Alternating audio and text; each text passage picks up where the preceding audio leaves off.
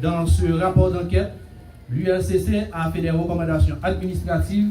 en plus des recommandations sur le plan pénal. C'est d'abord la mise en mouvement de l'action publique contre les nommés Smith Augustin, Emmanuel Vertillier et Louis-Gérald Gilles pour abus de fonction, versement de pots de vin et corruption passive, ce conformément aux dispositions des articles 5.5 et 5.6 et 11 de la loi du 12 mars 2014 portant prévention et répression de la corruption. La mise en branle de l'action publique contre le nommé Raoul Pascal Pierre-Louis pour entrave au bon fonctionnement de la justice et abus de fonction, versement de pots de vin, corruption active, fait prévu et puni conformément aux dispositions des articles 5.5, 14, 21 de la loi du 12 mars 2014 portant prévention et répression de la corruption.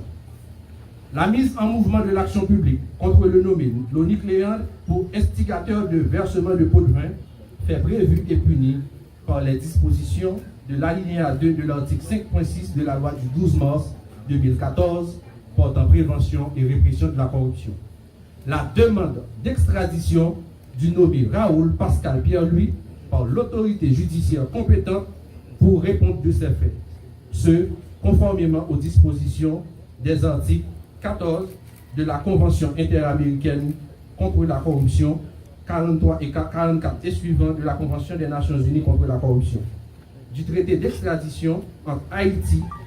et les États-Unis d'Amérique et l'article 1er de la loi du 14 décembre 1912 sur l'extradition des criminels fugitifs.